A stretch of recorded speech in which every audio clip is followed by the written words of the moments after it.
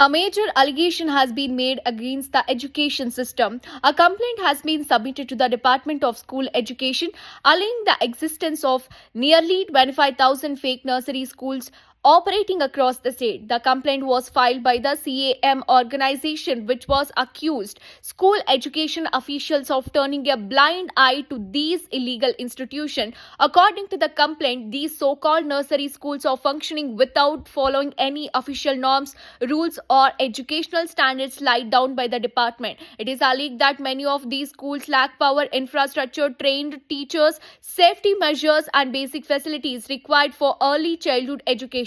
Despite this, they continue to operate openly, putting the future of thousands of children at risk. The organization has strongly stated that playing with the future of young children for profit is unacceptable. It has urged authorities to immediately identify such fake nursery schools and take strict legal action against those responsible. The complaint further demands a statewide inspection drive and cancellation of licenses of all unauthorized institutions. Parents are also being urged to remain alert and verify the authenticity of schools before enrolling their children.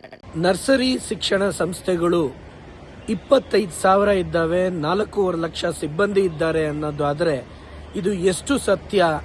ಇಲ್ಲಿ ಎಲ್ಲೋ ಒಂದು ಕಡೆ ಖಾಸಗಿ ಅನುದಾನ ರಹಿತ ಶಿಕ್ಷಣ ಸಂಸ್ಥೆಗಳು ಅದೇ nursery ಮಾಡಬೇಕಾದ್ರೆ ಎಲ್ಲ ಅನುಮತಿ ಪಡೆದು ಮಾಡಬೇಕು. ಹಾಗಾದ್ರೆ ಇಷ್ಟು ಸಂಸ್ಥೆಗಳಿಗೆ ಕಷ್ಟ ಆಗೋದಾದ್ರೆ ಇವೆಲ್ಲ ಉಲ್ಲಂಘನೆಯ ಮುಖಾಂತರ ಈ ರಾಜ್ಯದಲ್ಲಿ ನಡೀತಾ ಇದ್ದಾವೆ ಅಂತ ಅವರೇ ಪ್ರತ್ಯಕ್ಷವಾಗಿ ಹೇಳಿಕೆ ಕೊಟ್ಟಂಗಾಗಿದೆ. ಹಾಗಾಗಿ ಶಿಕ್ಷಣ ಇಲಾಖೆ ಮತ್ತೆ ಕೆಳಮಟ್ಟದ BO DDPಗಳು ಶಿಕ್ಷಣ ಇಲಾಖೆಯ ಸರ್ಕಾರದ ಆದೇಶ ಇದ್ರೂ ಕೂಡ ಯಾವುದೇ ರೀತಿಯಲ್ಲಿ ನೋಂದಣಿ ಮಾಡ್ಕೊಳ್ಳುವಂತ ಪ್ರಯತ್ನ ಮಾಡದೆ ಭ್ರಷ್ಟಾಚಾರದಲ್ಲಿ ತೊಡಗಿಸಿಕೊಂಡಿದ್ದಾರೆ ಅನ್ನತಕ್ಕಂಥದ್ದು ಒಂದು ನೈಜವಾದ ಸತ್ಯ. ಹಾಗಾಗಿ ನಾವು ಇದನ್ನ ಶಿಕ್ಷಣ ಇಲಾಖೆಗೆ, ವಿವಿಧ ಇಲಾಖೆಗಳ ಒಂದು ಅಕೌಂಟಬಿಲಿಟಿ ಇಲ್ದೇನೆ, ಮಕ್ಕಳ ಸುರಕ್ಷತೆ ಇಲ್ದೇನೆ ನಮಗೊಂದು ರೀತಿ ಅವರಿಗೊಂದು ರೀತಿ ಅಂದ್ರೆ ಮಲ್ತಾಯಿ ಧೋರಣೆ ನಮಗಾಗ್ತಾ ಇದೆ.